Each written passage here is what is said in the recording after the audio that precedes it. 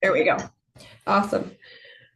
Welcome, everybody. This is the Thursday production call. We got a really good one here for you guys. We're doing a top producer and elite producer panel.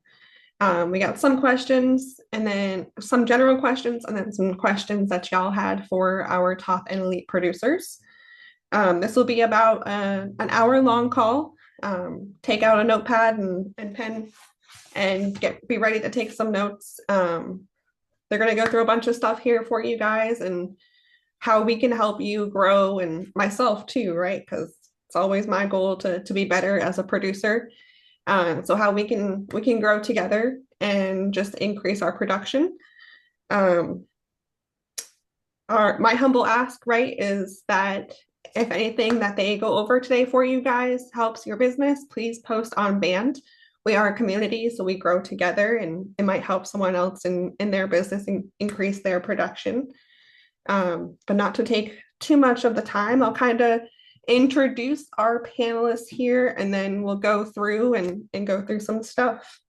So we got our top producers, Mr. Jeffrey Miller, Val Zarn, Bridget Rudisil, Xander Wally, Cody Bender, Miss Nicole Creasman, and Taylor Castriani. And then we got our elite producers, Elijah Carujo and Kevin Walder. Well, y'all want to, whoever wants to start first, just kind of go through, introduce yourself, and we'll kind of get started here. Hey, good morning, everybody. Val Zarn, Southern California, direct to Chris and Lauren Cook. Been here for a few years and top producer. Xander Wally. I'm in Charleston, South Carolina. Been here, just a little over 2 years, top producer. And Cody Bender, direct to Sean and Jeff Miller, and in Phoenix, Arizona, and I've been here since May of 2024. Jeff Nicole Miller. Creasman. Of course, Jeff. Go ahead. No, ladies first. Go ahead. Nicole Creasman in Western North Carolina, and direct to Stephen Tickle, who hosted the huddle this morning. He did a fantastic job. And I've been here just under 2 years and top producer. Yay. Jeff Miller, Phoenix, Arizona, top producer, been here full time, about 5.5 years. Miss Bridget. Bridget Rudisil. I am in Idaho. I'm direct to Jordan and Jared Gillum. Very happy about that. Top producer, and I've been here for 3.5 years. I love it. Is Taylor on here with us? How's it going, guys? Taylor Castriani. I'm in Orlando, Florida. I'm direct to Ken Fear. I have been here. This is my 5th month, and I'm top producer. So, Go. Let's go. Elijah, Kevin. I'm direct to Chris and Lauren. Live in Wilmington, North Carolina, and I've been here too long, man. 7 years. Just kidding. An elite producer. Yeah. Elite, yeah. Mr. Kevin. Yeah, good morning. Kevin Walder here. Been here just under 4 years. End of the year will be 4 years. Goes fast, I tell you. But yeah, lead producer. I made that, I think it was June and July of this year. And I am direct to the Gillums and in Phoenix Valley here in Arizona. I love it. Awesome. Thank y'all for being on here. And I mean, I'm very impressed with Taylor, right? He's been here 5 months and he's already a top producer. Like, that is incredible, dude. I love that. So just kind of going through the questions here. We'll do similar round robin.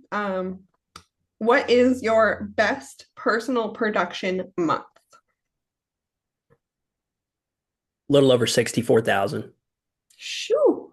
And that was last month, Elijah? Mm-hmm. That's so funny, Elijah. I don't remember my exact amount, but I was literally going to say 63,000. Yeah, go ahead and say 63, Val. 63. I'm going to say 63 because I got to give Elijah credit here, man. I don't even want to go after that. 33,371. Let's go. Yeah, I'm sitting at 32,000. My best month was 38 and change. Best month, just under 40, 39.9, something like that. So right around 40. Incredible. Right, I'd like to say 65,000. I was $185 short of it. So Ooh, I'm at 64, whatever that 850.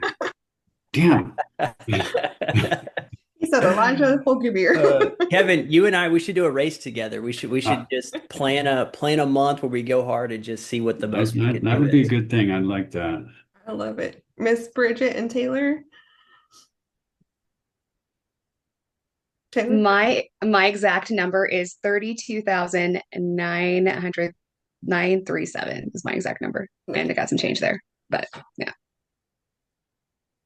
My best month was, I guess, September. So just recently, right at 22K. You guys are flexing on me, but don't worry, I'll be up there soon enough. So I'm with y'all. I love That's it. awesome. That is awesome. I would love to see a race between Elijah and Kevin. Like, y'all beef it out to see who can get the most. It's just a game of who buys more leads. That's right. That's right. True. Speaking of leads, what is y'all's weekly lead investment? Let's do when you first started, so when you were a brand new agent, and then what is it now? Or for Jeff, what was it when you were in the field? Well, I'll start since I'm no longer in the field. First lead order was $176 for the week. And when I was full-time in the field, somewhere around 1,000 to 12, by 1,200 probably. At the peak, I was about 1,200 a week. And what was the lead type? MIAs, mail and A leads. I ran those for 4 years straight, whatever it was, 3.5, 4 years. All I had was MIAs. So they are my favorite. I love it. And for y'all that don't know, Jeff has been actively out of the field, but helping his team and still made incredible passive income month over month. So definitely something to strive for if you're building a big, juicy agency. Yeah. And if you're in Phoenix, you'll get to hear tonight on stage how much. That's right.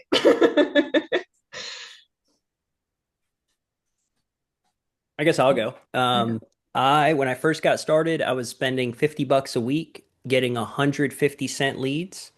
And then now I'm spending around 1,400 a week. I've invested more than that previously, but that's what I've been doing for the past 6 or 7 months, taking 15 MIAs and 15 MIBs. Hey, Elijah, maybe give some quick context here so the people that are freaking out, because what is that? 70,000 a year? Right? No, not quite that much, but I'm spending probably close to $6,000 a month. It's Well, probably closer to like 5,500. But yeah, well, $6,000 a month is 72,000 a year. So give some context as far as what that equates to income, as far as the ROI there, because there's some brand new people on here like, oh my gosh, they could never spend $1,000 a week. That's more than I make, right? So well, it comes down to how much do you want to make? I like making between 25 and 30 plus thousand a month, and that's what it takes. And so you may get lucky one month with the fat FIF reset, but I like to get that every single month, and I have this year. I'll cross over 300,000 cash flow this year doing that lead Incredible. investment. And what is it, 3 years, 4 years running now, #1 producer in the Quick Master Agency? Yep. I think I was number 8 or 9 in the company last year. Incredible. I love it. That's net after the cost of leads. I just want to make that clear for everybody. He netted 300,000 after the cost. Actually, not quite, Dorinda, not quite. Okay, please, yeah. Yeah. I'll give specifics. So last year I did way less than I did this year. Last year was still my best year prior. I sold like 362,000, and I think I deposited a little over 250, and I spent 40 grand on leads last year. This year I'll spend a little over 50,000 on leads, and I'll have probably between 300 and 320,000 hit my account. So I'll profit over 250. That's awesome. Yeah. I love that. Val. That is awesome. Or Nicole, let's hear your lead investment when you first started and what it is now and what leads you got. So my first investment was on G Leads with maybe a few C or Ds or something. It was like $115, $120. Then when I went full time and got serious and was like, okay, I have to make money, it was like $200 a week to get started. Just to say, okay, if we're going to eat rice and beans for a few weeks, so I can consistently invest $200 a week. And that quickly went up. And the most it's been is like $1,200 a week. So, but yeah, between 800 and 1,000 when I used to choke on 200. I'm like, how much can I put in? I love it. And now you're getting CIAs? It's always been CIAs for me. Nicole, what's your best month profit wise? I profit. Oh, you had to ask me because It's March this year. I know what the number is. What is it? the profit was 12,000, right? It made The total deposits was right, and it was like 15,900 something. And I spent like $4,000 in leads. And let's just clarify, you have 8 kids, 2 sets of twins, mom, mother, Homeschool. wife, all that stuff, and did that. So I just want to clarify for y'all that have excuses. Good luck with that now. Yeah. He also I am the homeschooled. excuse eliminator. And she was to think about it. Yeah, Nicole came from a lead, if you guys don't remember. She was a client. I am not afraid to interview my leads. It was the best $25 lead investment that Steven ever made. That's I right. would have to agree. I love it. I love it.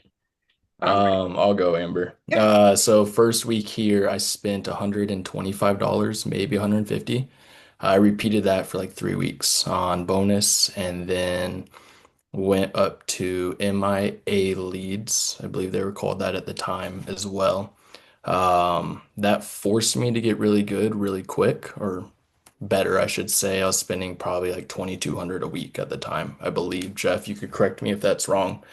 Once my skill got You better. were at 27. I don't think it was quite that, but it's Okay. you might have for a week or two when you were adjusting, but I think Gotcha. 27 is where you landed. 27 Gotcha. leads. 27 MIAs, and then skills got better, and I went down to calling A leads. So I've been doing that about 1,000, 1,100 a week is what it cost me. Yeah. And you became a top producer on the 27 Mail-ins. MIAs. That is correct. That is correct. 27 leads a week, became a top producer. 11 MIAs. I did it on 25, Cody. Well, you're better than me. Taylor, Val? I'll jump in. So I would track that meticulously as far as lead expense. And I'll get into the exact numbers here. But I remember a couple of years, it was at 19.8%. So I would just take, because our overhead is very little, right? Like primarily it's just leads. I mean, you're already paying for internet and you're doing business somewhere, right? You got a cell phone already. But so our primary overhead is leads. It was 19.8%. So I was running at like an 80%, whatever that is, right?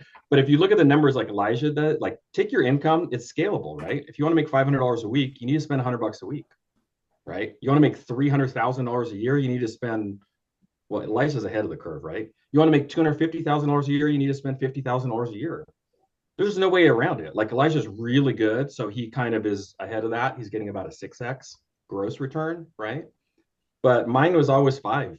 Like I remember one year was 19.8. The next year was like 20.7 or whatever the heck it was, right? So I started out for a long time on 12 MIAs, 12 MIAs. And I was writing right about 200,000 a year, if I remember right. Is that number right? So it's like 4K a week. So yeah, about 200,000. And that was in person, folks, right? So I was writing like $4,000 a week on 12 leads, driving all over God's green earth, right? I mean, it was common for me to drive 2 hours, 2.5 hours to run appointments. So now it's right about $500 a week, to create leads. So no way around it. I love it. Who's next? Cool. I'll jump in. So I did not start off on like B leads or anything like that. I started in insurance back in 2016. So I was, phrase I like to use is I was battle hardened. I was not about to make 200 or 300 calls a day. Very bluntly, I told Ken and Steve that I was like, I love you guys, but there's no way in hell I'm doing this. So I started off with my first lead order was, I believe, 40 CIA leads, which was at a new agent, I don't know, $930, I believe, in change. That was really cool. Made a bunch of money on that. And I was like, I remember, I don't remember, I want to say it was you and Xander's podcast, Elijah, where I want to say you interviewed Jake Van Dusen. He was like, oh, just double it. And I was like, yeah, okay, man, sure. And then I doubled it and I was like, oh, okay, yeah, this is pretty cool. And then yeah, so I doubled that for a while and got up to, I want to say, around maybe like 1,500 or 1,800, and had a lot of success with that. But then also got to the point where I was like, okay, I think this is a little too much leads for me to handle at once. So kind of scaled back down. I'm right around, I want to say, a grand or 1,100 right now weekly. So That's awesome. Jake gave me the same advice, Taylor. yeah, Jake and I talk frequently, and it was funny. Him and I were comparing our numbers, and he has sold about double what I've sold this year, and he's spending double. So it's yeah, that lime analogy made like perfect sense to me. I also love tacos, so I mean, I don't know if that was the connection or not, but it definitely helped. He talked about food, and I was like, okay, now I can understand you. So Doubling 40 CIAs to 80, that's a little bit different than doubling 20 MIAs to 40, right? So, yeah. 80 leads is a lot. Yeah, that's a lot. Especially if they're A leads, right? Yeah, that's a ton. Xander, what are you doing, bro? I've made the mis don't do what I did. I've hopped around leads too much. My rule though is never to get below 1,000 a week in leads. Like I don't, it doesn't really matter. You hear on here CIAs, MIAs, no one said Lighthouse. I worked those for a while. Like if you're spending less than $1,000 a week on leads, good luck hitting top pretty. Like maybe if you're, I don't know, just super skilled at this, you can like Taylor said, you can squeeze more out of the line. It's not going to be very fun. You know, you're going to be hammering your no shows a lot harder, hearing no from people 3 times before maybe you can will them into booking an appointment with you.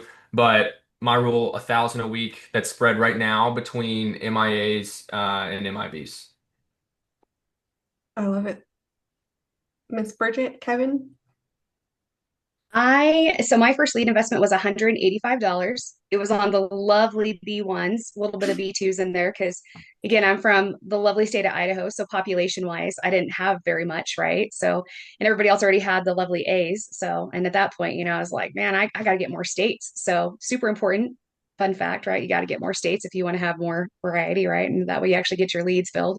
So if you're from a less populated state, y'all probably want to write that pro tip down that you need additional states if you're in a less populated area. So I'd highly encourage you to write that one down. But yeah, so I now I'm right around that too. I am full transparency. I am tweaking on profitability this month. We're really focused on that in our greater agency as well.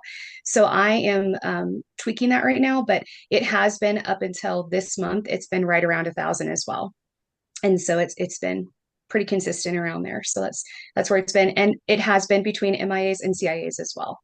So I love it. Great. So I started in right at the beginning of 2022, and they had this special where you could get was it CIBs for $2. So I spent $200 and got 100 CIBs, and that's where I started. So $200. So that was great, and then just kept growing it and growing it from there. Now I'm spending on average about 1,700 a week on average from that standpoint. So I did amp that up when I was going, hey, I'm pretty close to hitting elite producer. That was my goal. So I upped it to about 2,000. And I love what Joe says. I mean, you can pretty much buy your income. So you can reverse engineer back into whatever your income is based on your leads. So that's the important thing. And because I see a lot of people here that, well, I only want to invest $200 or $300, but I want to make 10 grand a month. It just doesn't add up. I mean, you got to look at reality here as far as your lead intake has to line up with realistic expectations. And I think a lot of people have touched on that. So if whatever your income is, I just use a simple formula of about 4x return on this. And it seems to hold pretty true. So, but you got to be realistic with your business. If you want to make whatever money, you got to invest money to get to the money. And I think Elijah touched on it as well. So, Are you on MIAs? Well, I'm doing like 20 MIAs and 10 CIAs currently. Gotcha. Yeah. Cool. Thanks, Kim. Awesome. Awesome. Well, thanks, guys. This one, what was the most challenging part of your run? And were you running for top and or elite producer, or did it just happen while you were running for something else? Joe told me to. I had no idea what top producer meant. I had no idea what it was. Just like, okay, I just started posting on band. I'm a top producer. I just thought it made a lot of money.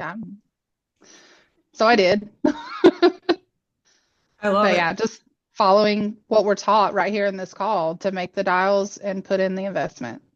And then I became top producer and it felt really good. And I'm glad I did it. I love it.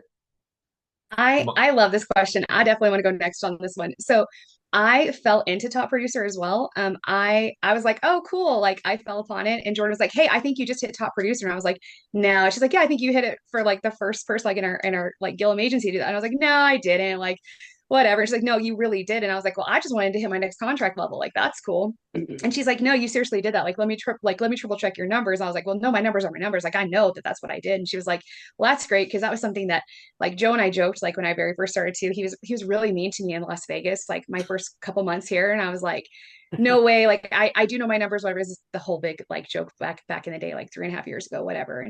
And so I was like, no, I know my numbers. And she was like, no, that really did happen. Like I'm gonna check it. And so super funny that yeah, I fell into it too. And so I loved it that that's what happened. And then Kevin came through and he's like, oh, I'm gonna be a elite producer. I was like, that's cool. Like so totally put me to shame. But yeah, so that's how that happened for me too. So. I had missed two AO runs and I was like, I'm not missing this a third time. And so I guess you could say I fell into it. Funny thing is then the goalpost moves and I was like, well, why don't I just do that every month? And so it suddenly becomes something that's like, it becomes more normal. I love it.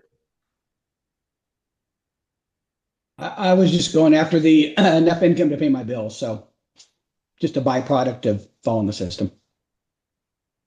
Yeah, I'll sit in the challenge part just for a minute or two. I think the biggest part for me was when I hit top producer, I pretty much started sitting with appointments and then ran for it kind of at the same time. There was no skill before. And so I would say doing the right things, which is listening to people who were where I wanted to be. I was running a ton of one-legged appointments.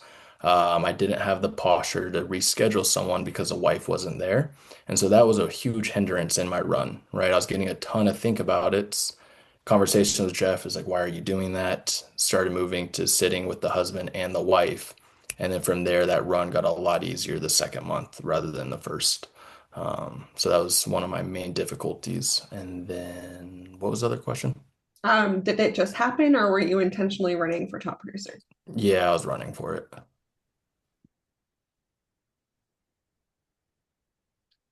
Yeah, kind of like Cody said, once I found out, because I'm still kind of very new to Symmetry, once I found out what the top producer was, to just, I feel like everyone here has put up really big numbers. I appreciate you guys being very humble. I'm probably not going to be. I was gunning for that. I was like, no, I want that. This is a big thing. I'm going for that. And once I was like, oh, this is obtainable, I was like, all right, cool. Let's see how far we can push it. So yeah, that was it was a pretty cool run. And I guess the most challenging part was trying to go from because I believe if I remember correctly, my first month, Stephen Kin helped me out a lot as I'm very thankful for that. I think I did around like 9K and change, and then going from that to basically double that to like 21 or 22, whatever that next month was the biggest challenge to be like, okay, cool. This was a hard month, but now you have to double everything that you've done. So I guess that just kind of get my mind around that mentally was a little bit of a, all right, cool. This is already hard. Now let's double down on it. So that was a mental challenge, but it paid off luckily. So you don't regret making that challenge for yourself? Yeah, no, I don't regret that. My bank account does not regret that. So no, it was definitely worth it for sure. There you go. Love it. Val, Kevin, Elijah? Just happened. Short answer. Yeah. If Yeah, you're for me, cons after I realized I had the 30 placed in the first month, it's like, oh, and then I up my investment just to make sure I hit the elite. So you have enough leads, you're gonna get there wherever you want to be. I'm trying to think. Like I hit top producer years ago. It was probably like 2019. When I went full time. The hardest part back then was I was driving 4 hours to Delaware because that's where I could get A leads, and so that was not fun. But I feel like if you're running appointments every week, it's only a matter of time before you'll hit top producer. Elite producer takes more intentionality, and there's a lot more variables. It's way harder. I've come close to hitting elite producer probably 5 or 6 times, and then I would miss it month two because I would get a chargeback or I would post date a policy that wouldn't draft until the following month, so it wouldn't show up on the snapshot. Like I've had months where I've sold over 50 grand, and then in month two I issued. One time I missed it by like $200. I missed elite producer by so little, I was pissed, and I decided at the beginning of this year, I had my elite producer run March, April, and May. And it's only a 2 month qualification, but I wanted to go hard for 90 days. And I sold like 160 grand or something in that 3 month period. And I well passed the qualification for it. But the hard part was writing policies that issued the month of your qualification. And so I would not be fooling around with not core carriers. Like I would write stuff that's going to issue that month. Forget about foresters. Write everything with AMAM, Mutual of Omaha, and Americo, and make sure you're not post dating when it drafts because I made that mistake plenty of times. And on paper, I approved over 30 grand, but the snapshot was like, nice try. So I did hit it this time, and yeah, it was hard, but I definitely don't regret it. I love it. And then Elijah, since you're unmuted, do you want to quickly define what each qualification is for top and elite producer? Yeah, if I remember correctly, top producer is 20,000 issue paid 2 months in a row, and elite producer's 30,000 2 months in a row. And if you're on the producer track to get to a 115, it's 30 grand 3 months in a row. I could have done that. But you would have to forfeit recruiting. And if you decide to recruit at that point, you have to go back to a 110. And so for me, I'm like, I'm gonna do it on the builder side. So I've been stuck in cell block 110 for a hot minute, but you're very profitable at a 110. So the hard part is if you're newer, when you're at like a 85, 90, and a 95%, dude, it is a dogfight, y'all. It is a grind. You're nowhere near as profitable as you are when you're at 100 or a 105 or a 110. And so I would say anybody on this call, do your best to get past 100% as fast as you can, because you're just prolonging the struggle pretty much. But I heard, I can't remember who it was. It might have been Nate Offord. He kind of made this illustration of like investing in leads is buying your production, and that's literally what Dylan Crane does. That's what Jake Van Dusen does. And when that clicked for me, investing in leads was not as scary. I mean, throwing 1,500 bucks or 2,000 a week at leads is no small thing. But if you can recognize that investing in leads is you're trading 20s for hundreds. I mean, how many 20s would you trade? And so, getting to elite producer is a combination of just two things. Like, sure, you got to be a better salesperson, but like that's the least important thing. The most important thing is how many people do you have every single week to talk to, and how many appointments are you actually running? Because I had a conversation with Chris last year. I sold 362 grand last year, and we were looking at my numbers for the whole year, and I sat with an average of 7.5 families a week. And so Chris was like, dude, you're part-time. Like, what are you capable of if you run 15? And so my run, March, April, and May, that was my non-negotiable. Like that's the only thing I focused on. The lead type, your schedule, that's not as important as did you run 15? Because if you didn't, you may or may not hit it, but if you do, you're way more likely to hit it. I remember seeing you post on Band. You're like, hey guys, this is my 90-day run. And just seeing you blow those numbers out of the water was great. Yeah, it was nice, and you're cash flowing a lot. I mean, this is a momentum thing. Like it's easy to continue doing the work when you're having 6, 7 grand hit your bank account in the span of 4 days. I mean, it's like, shoot, this is great.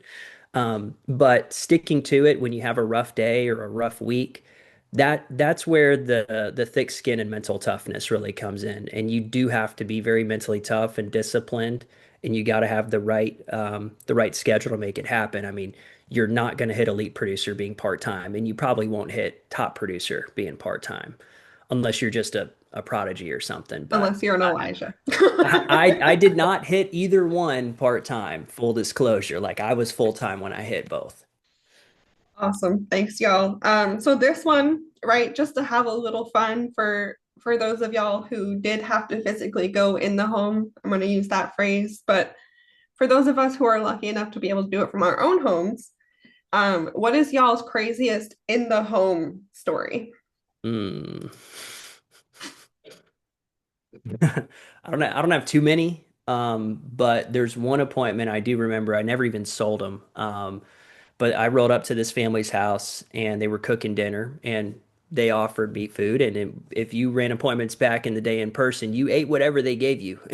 And this time they were making soup, but the soup had chicken feet in it. And I've never had that in my life, and I'll never have it again. But I did have it that night, and I will never forget that. Nicest family. They didn't buy though, so it was unfortunate. Who wants to go next? And in the home could be over Zoom too. I got a quick one. So in person, this was actually pre-Symmetry. I've been doing this a long time, right?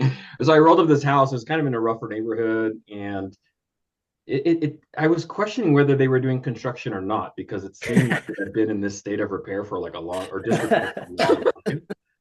The door where a door handle usually goes, there was no door handle. Like you could like see through it. It was like the strangest thing. And the house was kind of run down. And we sat down, the nicest couple. And I remember it was like an application. I was able to help them. It was almost like $300 a month. And I was careful, like they could afford it. Like, so not to judge people, it was like, it's not really a stranger or whatever, but other than don't judge a book by its cover because you never know.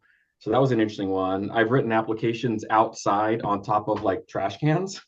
Same. Have you, Elijah? Oh yeah, garages, front porches, lawn chairs. Oh my gosh! So Saturday morning, car. Check this out. So Friday night, I set an appointment. Saturday morning, 9 o'clock. I had something to do Saturday, but I'm like, I'm gonna run this appointment. It was right about an hour away. Spoke with them Friday night. I got there at 9:02. There's a little half gate, a little half wall with a metal gate, right? The little metal gate's locked, and there's a sign on the gate. The guy took the time to make the sign and tape it to the gate. It says, Val, you're late. And then I call him, like I was tempted to jump that little fence. Like I was capable. And I just, what do you do? Right? Just back around, going with your day. That was a rough one. That's funny. I know too. What about those of us who have just done Zoom in the home appointments? Any crazy stories? I want to tell one. After Xander, I want to tell mine. Ladies first. Go ahead, Bridget.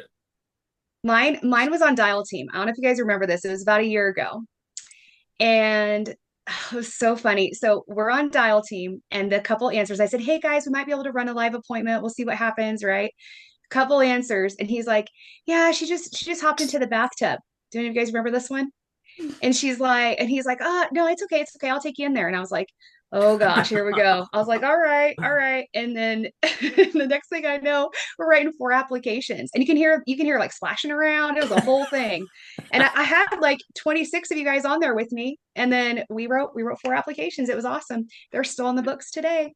So was it over the phone or over Zoom, Bridget? Thank God it was on the phone. It was on the phone. And we were all thankful for that. Everyone was, man, the chat was blowing up. You guys know, like from my last live appointment that we had, you guys know, like we had guns going. I mean, it was the whole thing. I can never have like the coolest, like smooth sailing appointments. It's always got something. So if I ever tell you guys I'm dialing live when we have an appointment, y'all better show up because it gets real. I have like the most country appointments and we go in the bathtub. It's real. It's real. So go ahead, Xander. You go ahead. It was actually pretty close to when I started. I wasn't really sure what to be expecting. I set an FIF with Ken for, I remember because the time was crazy. It was 10:30 in the morning. And this guy was trying to get some retirement set up, and we hop on Zoom again, guys. 10:30 on like a Tuesday. It's not like this was Friday, and homeboy cracks open a Miller Lite and lights up a cigarette and just starts. I'm like, dude, it's party time. He had been recently laid off, so we didn't end up helping him, but that was memorable. Well, it's always Miller time, right? You know, It's always Miller time. he didn't know it at the time. That's all it was. Happens to the best of us.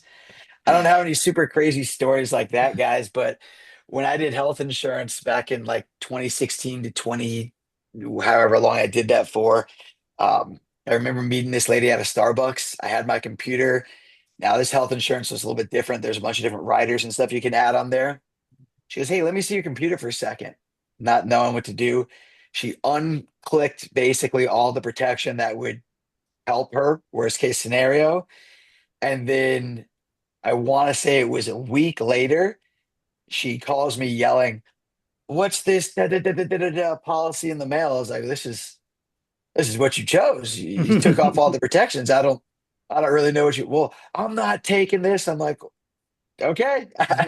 They had this is back when they didn't do electronic transfer of funds. So I had gotten the check, the physical check in the mail for the policy, had to call up the company and be like, "Do I keep this? What do I do?" They're like, "Yeah, you're gonna have to send it back." So that was little wild, but have not had to deal with that here, so I'm very happy with that. So yeah, and then the occasional guys, smoking out of their vape on Zoom, which is wild to me. I don't know why you would do that, but I guess people do that. So here we are.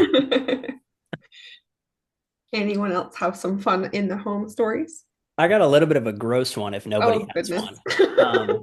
This is in the home, obviously. I don't have any weird stories of doing it over the phone or Zoom. So I was running an appointment. This is my first ever appointment too, by the way. So I was living in Newport News at the time, Newport News, Virginia, and I had an appointment in Williamsburg. And I roll up to this house, and they've got knee-high grass and just a dilapidated trailer was the house. Like the porch was caving in. There was a couch on the porch. They had like a folded up rug in the front yard. And I roll up. The lady's name was Peggy Guerra. I remember her name. The first app I ever sold. And we get in the house and it just reeked of cigarettes, like reeked. All the windows were closed, the lights were dim, they had like foil over the windows. It was bad. And we go and we sit down in the kitchen. There's cockroaches running around on the stove. Like, this is my first experience. Like, I'm thinking to myself, what did I sign up for? Like, took me 2 tries to get my license, and this is the first appointment I'm running. And we're doing paper applications. So I bring my little bag, whip out a paper app. She's got all kinds of health issues, so we end up doing an accidental, and I filled it out wrong. She signed it in the wrong place, so I had to go back. And the second time I go back, I do not go in the house. I tell her, I was like, "Can we bring out one of these chairs?" And we sit in her front yard and I write it. But it was one of those appointments I had to throw away my shirt afterwards before I ran to the next one. Oof, I Um, don't, yeah, no thanks. but yeah, you run into some funky houses. I've had my fair share of hoarders. I've had crazy dogs. I've had cat ladies with 9 cats in their house, like bad stuff. Hey, who's grateful that we don't have to go in people's homes anymore? I know I Praise God. am. Hey, here's one. It's not a crazy story, but I literally had a printer, like plug in the wall printer, cheap one, in my trunk. Because Hmm. back in the day when we did paper applications, they had supplemental questionnaires, especially foresters, right? Where you had to submit those with the application. So I got tired of running over to the nearest Staples and coming back to get those. And I had a trunk full of boxes and boxes of applications and brochures and supplements and all that stuff. And occasionally you don't have the exact supplement you need. So I got tired of that. So I had a printer in my trunk that I would ask the client to plug into their wall and print the supplemental applications. That's crazy. Imagine that, Glad right? I And don't have to do that. all the applications used to be faxed to the company, And heaven forbid it's not right, because then they kick it back anyways. Grateful we don't have to do that, because I would Uphill not. both ways. I'm telling you, it was. I wouldn't still be here if we were doing paper apps. Amber, I don't really have a funny story, but a little bit of think outside of the box. So I had a guy that we got through everything. He chose his policy, we did the application, and he didn't want to give me his bank information. Come to find out, Tickle only lived an hour from him. So Tickle drives to his house the next day, gets on Zoom with me, and we finish everything. And I think it's one of the biggest policies I've ever written. So just making sure you think outside the box, use each other. One of the agents that I connect with personally, she either lives in Texas or Arizona, I can't remember. She had a client in Tennessee, same kind of situation. She's like, how far are you? So use your resources. I love it. Yeah, and I'm 4 for 4 in homes, baby, even though I haven't been to a lot of homes. That's definitely a choice, Tickle. Awesome. So kind of moving on here, I'm going to combine these next two questions into one. What does your schedule look like, right? Like dial times, appointments, and what's your weekly booked appointment goal?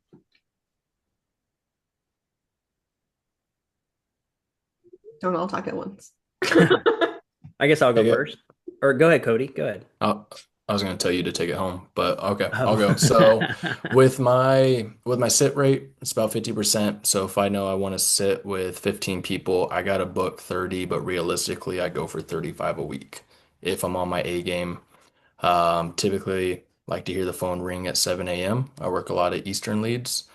Sometimes that means I'm only dialing 5 leads, but just to start my morning so I could hear the phone ring, get through the morning huddles, engage, and then start my dial sessions. I don't run appointments before 11 a.m.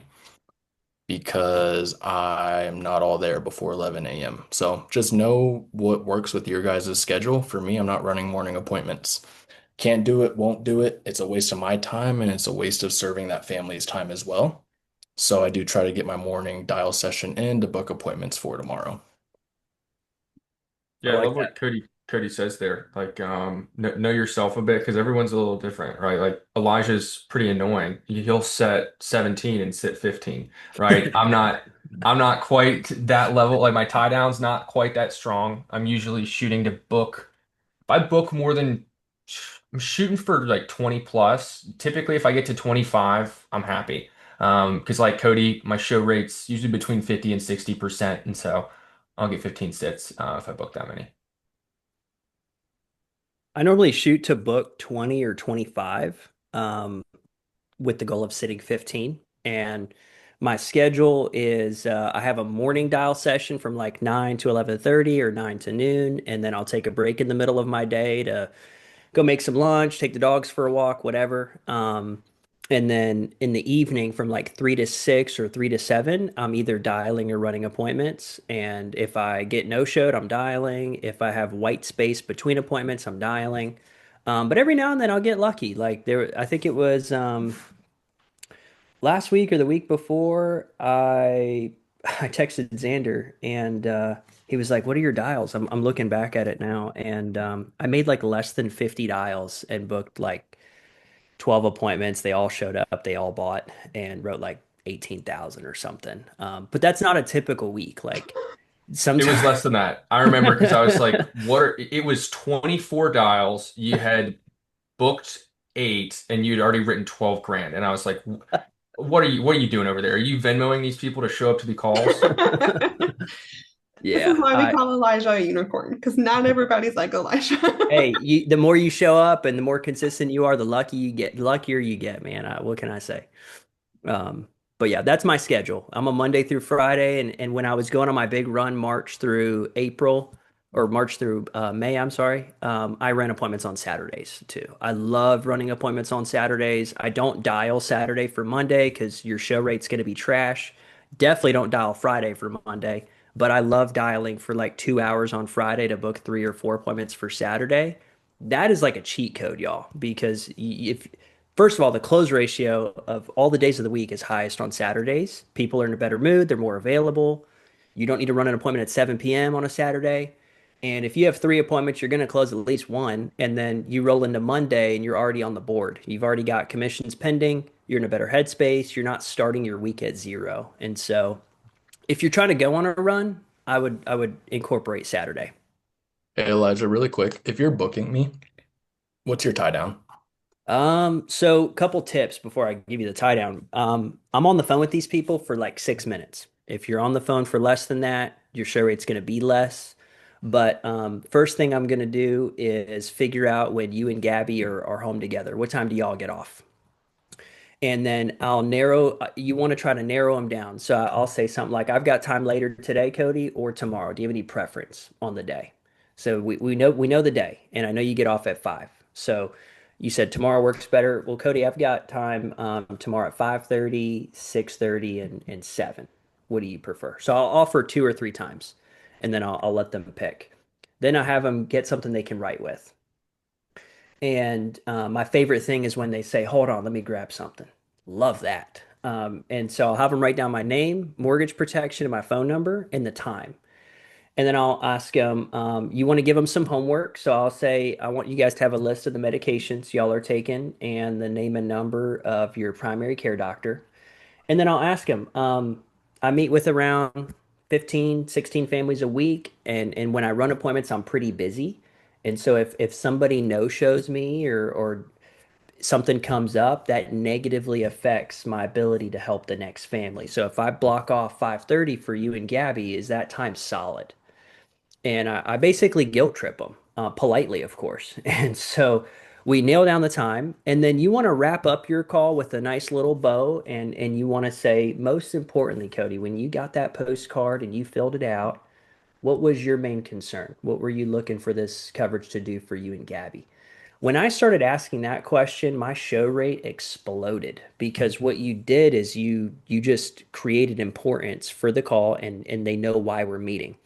You could get somebody to commit to a time loosely by just saying, "Hey, does before 5 or after 5 work? Great, I'll call you at 4." But they don't even know what you're calling about. And so you want to be ultra clear.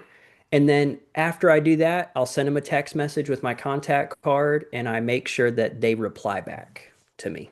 And so throughout the call, there's like 5 or 6 little points that kind of solidify it. If we Yeah, can, some I would say, Elijah, is the most, write this down, the most important part of the best script, which is our phone script. This is genius. You ready for this, Elijah? The most important part of the best script is where it says, most importantly. Yep. Find it. It literally says Yep. it on there. And it's one of the last things you ask them. Mm-hmm. I love it. If we can kind of power through everyone else, we do have a couple more questions here from the community and the team. I'll go next for the schedule thing. I was really excited when you texted those over to us, Ember, because now granted, I don't have a wife and kids or any crazy amount of responsibilities like that. But I can say with utmost respect, I know for a fact I have one of the most craziest schedules out there. So normally I start my day around 9:30. I call my leads that have come in overnight or early that morning. I'll dial till around maybe 11:30 or noon. I'm upstairs right now, so I go downstairs. I do my fasted cardio for about 20 or 30 minutes. I bodybuild. I eat 5 meals a day. I eat every 2.5 hours. That's So crazy. yeah, it's about to get crazier, unfortunately for me. But so I eat that first meal right around noon. At that point in time, I'm doing appointments and or dialing if someone doesn't show up. I'll eat again at 2:30, eat again probably at right around 5 in between then running appointments and or dialing. I'll do another appointment. I'm sorry, I'll eat again at around 7:30. I'll usually have an appointment at like 6, 7, 8, or 9. I do have a lot of West Coast leads that I call, so a lot of ones in like Nevada. My last call, like last night, was right around 9 p.m. So finished that, closed them out at 10 p.m. At that point in time, I had another meal after that because I was behind. I go to the gym after my appointments are done. It's a 30-minute drive one way. I'm there for about 2 hours, drive about 30 minutes back, eat meal 5, and then get ready for the rest of the night.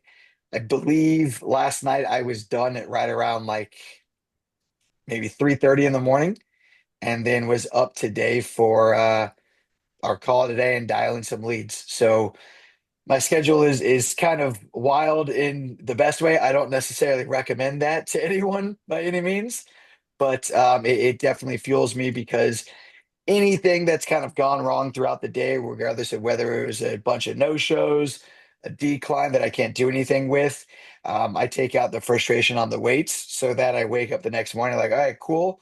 I fired myself that night and hired myself that next morning. So it's a pretty wild schedule, but it works for your boy. So Hey, no there you go. complaints on my end. And I eat once a day. So this is true. This is true. When I was in the field, Saturday from 9 until 1, that was my prime time. I would book anywhere from 8 to 12 appointments. 8 of those going into Monday. My goal was to have 4 rolling into Tuesday. Monday morning, I would call from 9 until noon around the huddle and fill my Tuesday up. Try to get another 4 for Wednesday. I would do that same thing Tuesday morning, and by Wednesday, I would have my 24 appointments booked. So I ran 8 Monday, Tuesday, Wednesday, or I scheduled. Typically by Wednesday into day, I was done for the week. I would call on no-shows. So if I had a 4 o'clock no-show on Monday, I'd be calling from 4 till 4:45 or whatever it is, and booking for Tuesday, that kind of thing to fill that up. But I crammed mine into 3 days. And that was how I ran mine. But Saturday was the key to start the week. Then 9 until noon. It was usually 9 until noon. Or if I didn't get done, I called until 2 o'clock if I didn't have at least 8 appointments booked. But normally by noon, I was well done. I love that. Dial until, right, Jeff? Dial until. I know Joe talks about 8 a day. 6 a day. Mine was 8, but I ran mine 3 days a week. So that was my goal. I love it. Miss Bridget? I'm a little bit different. I am a very busy mom. I know that Nicole is too. So I am currently single mama, and so I build my schedule completely around my daughter. I know Nicole does too. We build our lives around our family. That's why we came here. And so I homeschool as well. So I build this whole thing around my daughter. And so what I do is I put my appointments around that. I'm definitely full time, and being an agency director and stuff like it keeps us busy. Like we know that. So I dial and tell, same thing like Jeff. I try to get my production knocked out. I do Saturday, try to get everything done by Wednesday. I have spillover too. Like I try to earn my Fridays off. So you dial and tell, you do crock pot meals, you figure it out. That's what you do. And so you strategically do those kinds of things around it. You truly can't have it all if you schedule it all. I say that all the time whenever I get to talk about schedules. So I just want to say this because I know we're a little bit strapped for time here, but moms, please hear me loudly on this call. I know it's being recorded, but message me. Please feel free to do so. I know, Nicole, we say this all the time, but if you need tips and tricks, reach out to us. We would love to help you formulate that schedule. I truly, from the bottom of my heart, mean it. I help a lot of people, not just in my agency, but all of our agencies develop schedules to maximize your time. So please reach out. We'd love to help you if that is an issue, because you can have it all. You really can, and you can balance it all. So just like Taylor having crazy schedules, we all have them. So you can fit it all in there. You just have to know how to do it properly. So you can do it all because you're going to be giving it away anyways. You might as well build it for yourself. That's how I feel. So I'll leave it at I that. love it. Well, I'm going to skip to a couple questions here just from the poll that I posted on Band. So this one, in one word, if you could describe what helped you have a breakthrough in your personal production, when you were putting in the activity and maybe your belief wasn't where it needed to be and you weren't seeing the results, what's one word or one thing that got you through to kind of have that personal breakthrough? Consistency. Like just, okay, you don't have the results. Like you got hung up, you got no showed, 3 days in a row. No one cares. Like keep doing what you know works. We have a system that works here. In one word, Amber, no plan B. Mine is it can all change in a day, and that is stolen from Jordan. And we have seen it time and again. You just got to keep on pushing through, and you will eventually get it through consistency. And you'll hit that fatty finally, and you're like, there it is. I can pay for everything. So true. And then in person, going to in person, the overviews and conference, of course. But yeah, definitely back against the wall changes everything. Because if you saw my comment, I didn't unmute for the schedule thing. But yeah, if I'm not at church, the chiropractor, eating dinner with my family, I'm working. That's full time for me. I'm at home, so why not make money? And yeah, everything can change in a day. It keeps you going. I love it. I don't have a one word, unfortunately, Amber, but I'd keep it short. The thing that really resonated with me was do what others won't. I know a lot of new agents, including like myself, was like, all right, cool, I'll do this. And then I didn't have the results I wanted. And it's like, okay, cool. I have to do the things that other people won't. Nobody wants to go to the gym at 11 at night. I was there last night with the other crazy people that I saw there. Nobody wants to dial until 10 at night. I'll do it. So that's what separates yourself. Right. I would say my one word, which I'll expand on, is resolve. Not like resolving leads, but resolve that I'm going to do whatever it takes to get through that wall. And you're going to hit walls here over and over. I'm kind of on a wall right at the moment, but it's just really testing your fortitude. And when you get to the other side of that, you're that much better, you're that much stronger. But you just got to look at this. This is just another test. And am I going to quit or am I going to push through it and get to the other side? The ones that get to the other side, we just keep going, So that's my word, I guess, would be resolve. Refuse to quit. I love it. Yeah. I got two words: consistently improving. Love that. Yeah, I don't know if I have a word. I think something that even today that I have to work through is maybe it would be under ego, but removing myself from the system. When I'm focused on myself, this becomes a very emotional business. When I remove it and I get my nose and I don't feel like it's a personal attack, I could just go book more appointments and sit with more families. And so whether you're working on bonus leads or mail-in A leads, remove yourself from the system. It removes your emotion, and you could actually plug in and mimic what Elijah, Xander, Taylor, Jeff, Amber, what everyone else is doing. So don't be your worst enemy and don't take it personal. Plug into the system, and you will make the income that you need to make. I love that. The last question for you guys. What is one book or one SoundCloud audio that you recommend a struggling agent to read or listen to? Insurance isn't boring, right there. I'll say it for Working Over everyone. Leads. Working Over Leads audio by Brandon and Casey, founders of Symmetry. Agreed. You did say book as well, Amber, right? Yes. Absolute Go For No. If you have not read Go For No, read it, embrace it, love it, change your life. The Slight Edge, read it. It's probably my favorite book. Cody, The Big Leap. Mine would be Compounding Effect. And it really sets good expectations of not being unrealistic about how your business is going to go. And I have this little chart on my wall I took out of it, but it shows you're going to go month and month and month and year before you start seeing the real progress that we're all here for.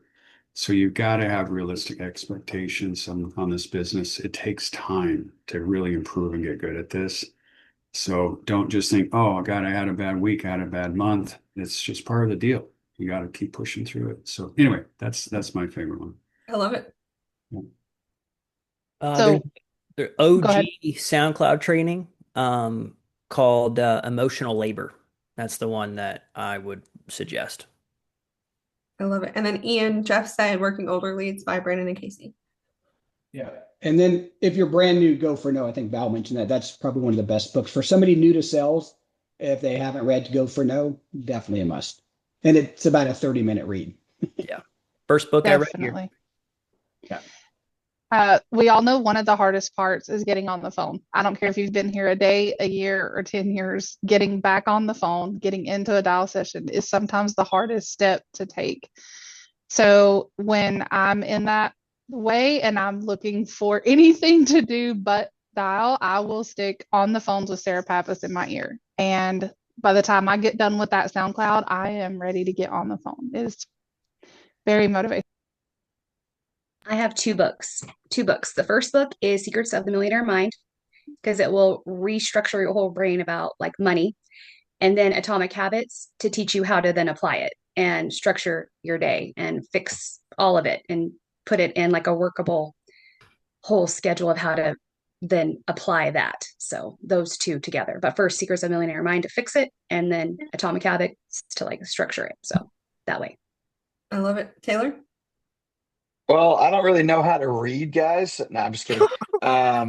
Now I got the Edward Pritchett's book. I don't know if it's blurred out, the tax-free living one. That one was pretty cool.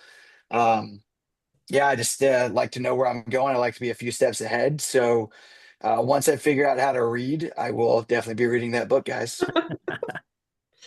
There's Then still another really good SoundCloud for y'all is the In the Home by Ashley Tarr and Cicely Newsom. Does he read a lot of books?